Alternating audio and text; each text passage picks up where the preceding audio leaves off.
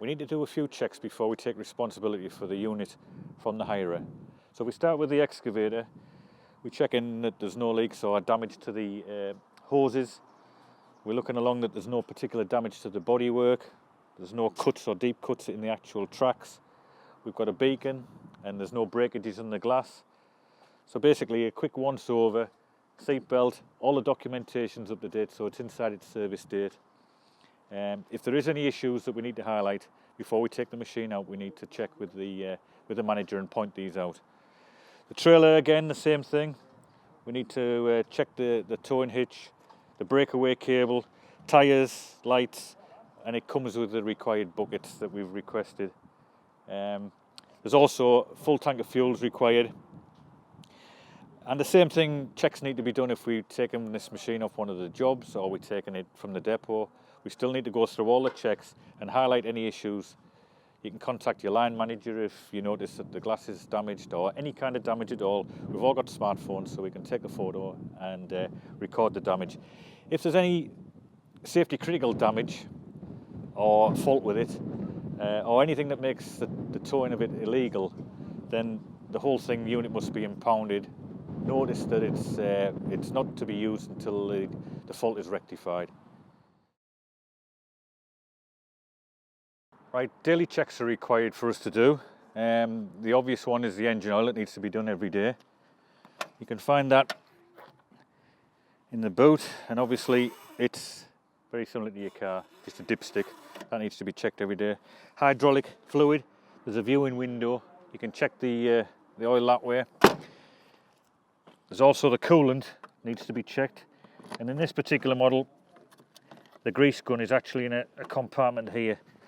So we need to regularly grease all the nipples in accordance with the manufacturer's instructions, which are convenient on this machine, in a little wallet in there. So if we read the owner's manual, all the frequencies for greasing, but we must check the oil every day and all the fluids and look after this machine as if it was our own. Okay, we've got a machine on site now. We've been authorised by the managers to use the machine, so the critical safety's been updated. Actually, my manager who's in charge of this job, he wants to actually be on site when we use the bit of kit. The good thing about these auto lock trailers is the actual pecker is inside a receptacle at the front. You have to take the bucket off and you can put the pecker on all on the frame of the digger, and you don't have to do any lifting or handling. It's all done on the actual trailer. So we'll go through that procedure now. Right, for this particular operation, we're going to have to put the bucket onto the footpath, and this is where your banksman is very important. Although in this particular job we've got the footpath closed off and we've buried it all off, you still need to don't take for granted that somebody's not going to force their way through. So your banksman is very critical to make sure that both sides and all the way around the digger has been monitored.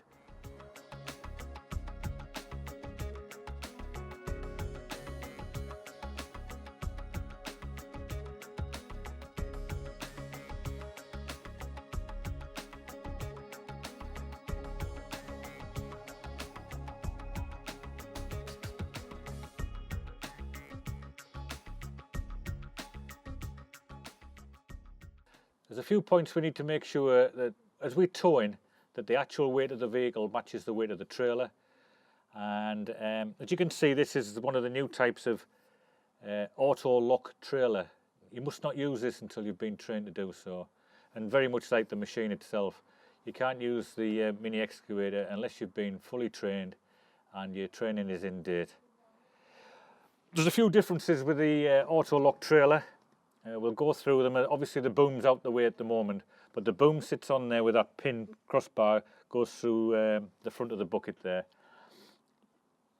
When you retract the machine backwards, your banksman's got to be with you. It's very important that we have the banksman. He's your peripheral vision all the way around the job, and like everything else we do, it's a team effort, and unloading the digger and putting it back on is a team effort. So the banksman's very important. Particularly with this type of trailer, you've got to reverse it off. You can't slew the body round until you get to the markings that are on the wheel arch that we'll point out later. And then you can turn the body. So that's one of the main differences. The good thing is that you don't have to worry about the straps on this one. It just does it all itself. And as you see as we move on, how the trailer works and how the digger goes on there.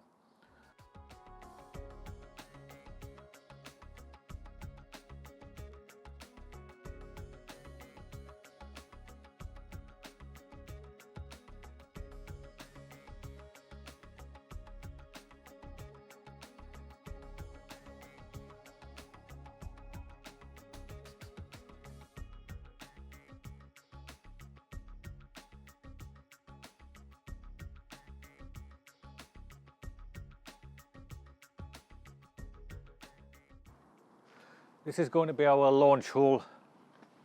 We're going to mull through there, and just towards the end of the barriers, that's where the receive hole will be. This hole actually starts as a hand dug trial hole because of the cable running down there. We've seen it in that hole running through there and then turns and crosses the road. So as I say, this is a hand dug trial hole that will develop into a launch hole. We've cut the road again like we did with the previous trial hole, but you can see where we brought the blade up both sides above the cable. This mark here is the 500mm from that cable. So this is where we'll be able to put the mechanical excavator in to extend this trial hole into the launch hole. Some extra bits of PPE required when we're using the pecker. Obviously yourself and the banksman will need to wear the helmets as normal, but you also need to use ear protection, and the banksman will need eye protection, and the glass screen on the machine will need to be down, protect anything flying through from the pecker. The actual cut needs to be protected as well. We've done quite a bit of effort to make sure it's a nice shape and it's all cut cleanly. Keep the chisel of the pecker well inside the cut so you're not damaging the cut, and then the reinstators will have to go around it all again. Again, even during this exercise, the banksman is critical to watching what's going on round about. If you did have people going up and down and driving, a signal just to stop will stop any stones or anything flying up from the chisel. Right, this is our trial hole that we talked about earlier on. We're now going to make it into a launch hole for the mole. We've already cut to extend it into the launch hole. This here is 500 from the cable. And again, it's all cut. We've been authorised, as I say, to use the pecker and the digger. So we can peck in this area here, which will push that over there. So Tommy's going to protect the electric cable by putting some sandbags on, in case any of the material that we knock in with the pecker causes damage to the casing. So Tommy, if you want to put those over.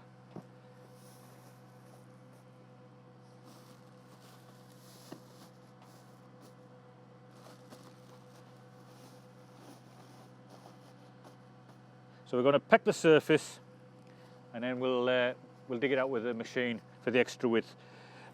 What we need to do is make sure that the bucket doesn't encroach on this 500 danger zone there, and what we're going to do is push material into there and take it out with the machine, but in no circumstances can the bucket go within the 500 of that cable.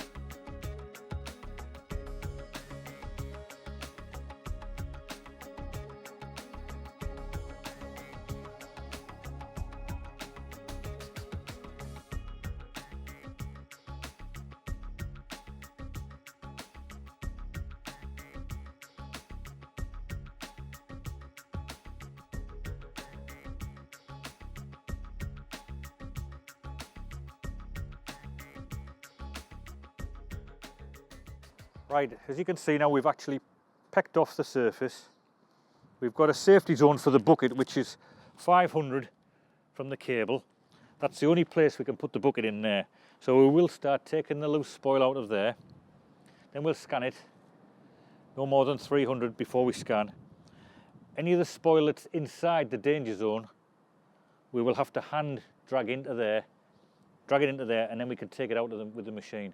We can't, even though it's loose, can't go anywhere near that cable. We'll leave those sandbags on top of the cable. That'll help protect it so we can actually stand in that area. And then, as I say, we'll keep scanning as we go down, but the bucket will not be able to encroach on that 500, that yellow mark is.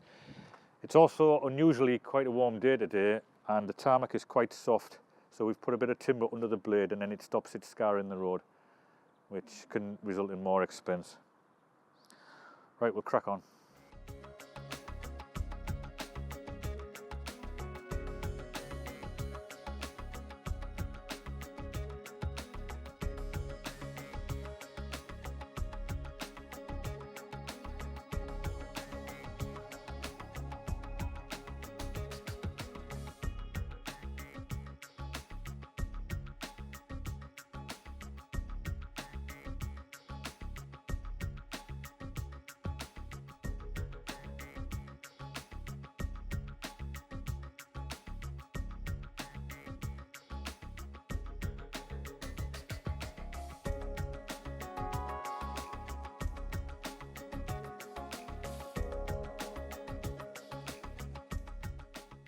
We've had authorisation now to excavate the receive hole for the mole, and we've updated our critical safe dig.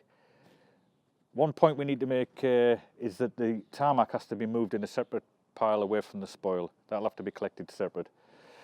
It doesn't matter too much about the smaller stuff, but these big lumps will have to be put over to one side so that the wagon pick them up separately.